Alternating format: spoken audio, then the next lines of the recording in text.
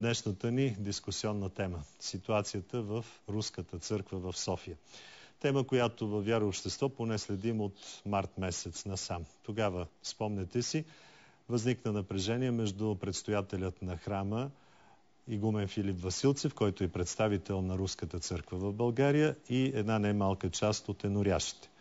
Кой е поводът днес отново да повдигаме тази тема, ще разберете след малко. Мои гости са иеромонах Зотик, който е също от Руската църква в София, и професор Калин Янакиев, един от еноряшите. Здравейте! Преди да започнем, ви предлагам заедно да видим един материал по темата.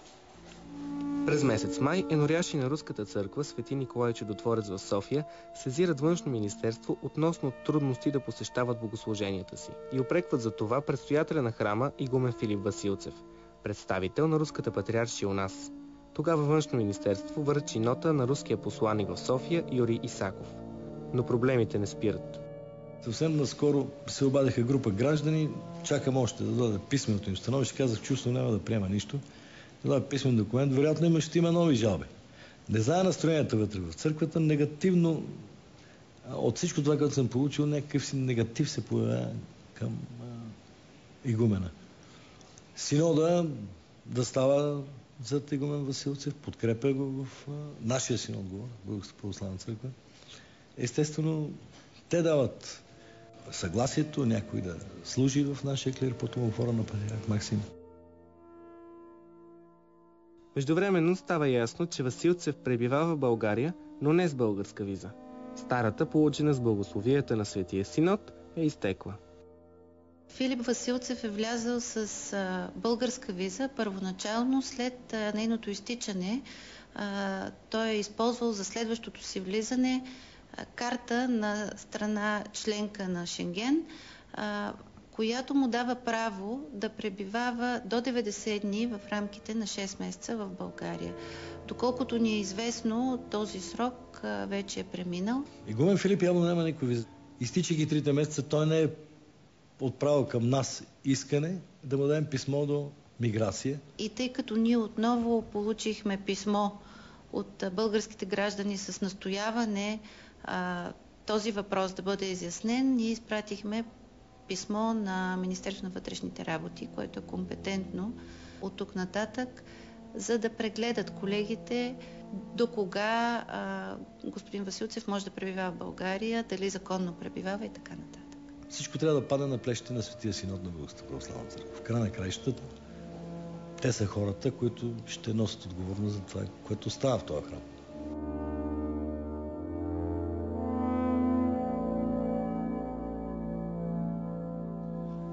Становище на Министерството на вътрешните работи все още няма. От прес-центъра на МВР, след като една седмица нашия репортер се опита да получи информация, най-сетно отговориха, че такава трябва да бъде дадена единствено и само от отдел миграции, така че сме в очакване да получим информация какво става с визата на игумен Филип Василцев. Самия той, както виждате, не е в студиото. Каза ни се, че е на лечение в чужбина, затова тук е неговия представител, иеромонах Зотик. Какво става наистина с визата на отец Филип?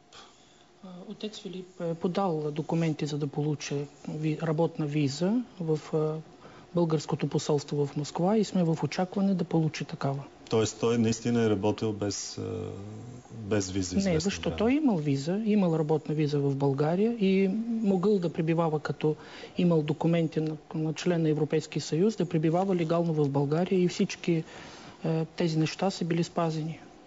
Професор Янакиев, чуваме директора по вероизповеданията господин Емил Велинов да говори за нови жалби, за продължаващ негативизъм по отношение на игумена. Коя е причината?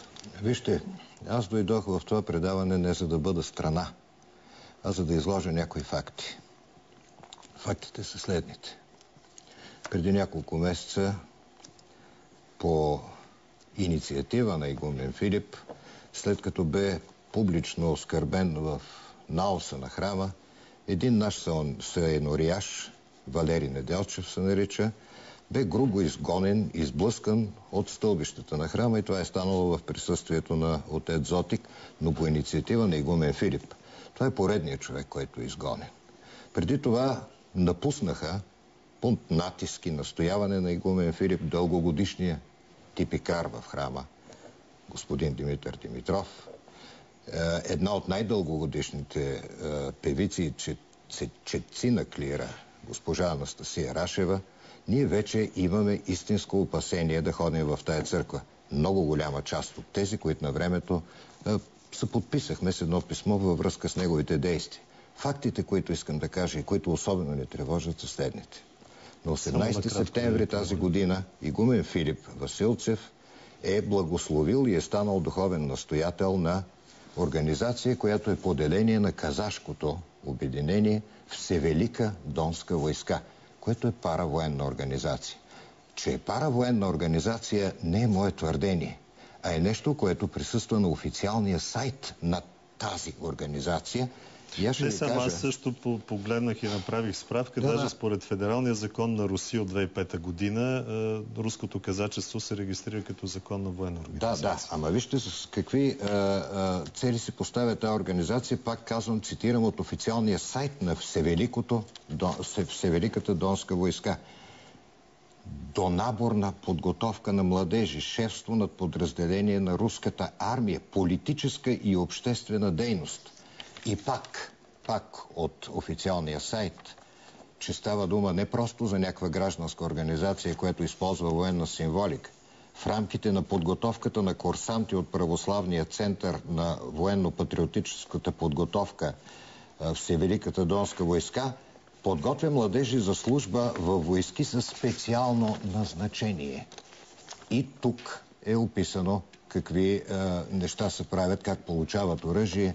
Вижте, ние познаваме много добре есаула на тази военна организация, която е създадена на наша територия в рязко противоречие с българската конституция. Аз се надявам да можем да видим и трите снимки, до които ние сме действително вече изплашени. Ако в църквата вече не идват част от старите еноряши, то е защото ние се притесняваме, че ще стане трагедия. Рано или късно ще стане трагедия.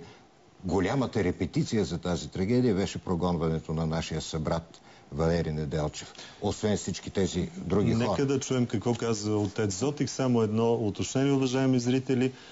Забравих да припомня телефоните 9444 999 и 814 25 51. Това са телефоните, на които след 3:10 очакваме вашите мнения по тази тема. Отец Зотик, какво ще кажете за това? Честно казано, снимките, които аз също видях в интернет, ме впечатлиха до толкова, доколкото, че на една от снимките разпознах, надявам се, че ще можем да го видим добре, един от вашите охранители в църквата, който лично мен ме е гонил и не ме е допускал. За какво става въпрос? Виждаме всъщност част от клетвата. Ще започна така от начало. Така, за съжаление, вече от 9 месеца професор Калин Янакиев води една ожесточена и много подготвена, мога да кажа, война срещу настоятеля на руското подворие в София, като цяло и срещу Руска православна църква. Господин професор е имал проблеми, големи проблеми, има проблеми не само с сегашният настоятел, но и с предишните двама. С архимандрит Исидор, който е сега представител на Руската църква в Иерусалим, и с отец Александър Карягин. Ако искате потвърждение на моите думи, можете да се свържете с тях, те ще го потвърдят. Така. Нека по темата да говорим, да не се връщаме организация. Така, за паровоенната организация. Искам само да уточнете, това е Саула. Моля още веднъж, ако можем да видим тази снимка, защото наистина става въпрос за човек, който март месец се представи за охранител на църквата. И казак още тогава.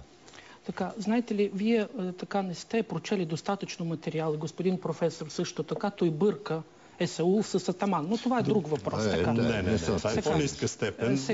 Така, кажете ни.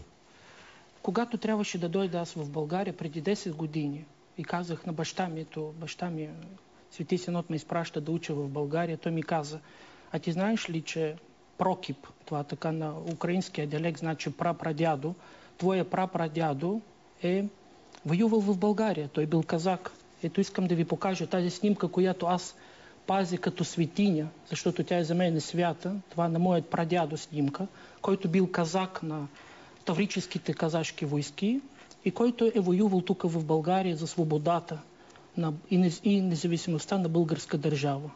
И искам да ви кажа, че благодарение на тези казаци ние сега сме живи и здрави и говорим тук в студиото. Така, въпросът обаче сегашните казаци колко имат общо с предишните? Защо не ми давате да говоря? На господин професор сте предоставили да говорите до край, а мен само ме прекъсвате. Защото мисля, че нямаме нужда от исторически препратки. Имаме нужда сега да говорим по въпроса. За да знаем настоящето, трябва да знаем миналото, господин водещ. Вие сте завършили историческия факултет и трябва да го знаете това. Така, през 20-те години, по време на гражданската война в Русия, в България пристигат 8000 донски казаци и около 3000 кубански казаци. Какво мислите вие? Какво стана с тях? Разбира се, че по-голямата част от тези войски са влезли и станали част от царската войска.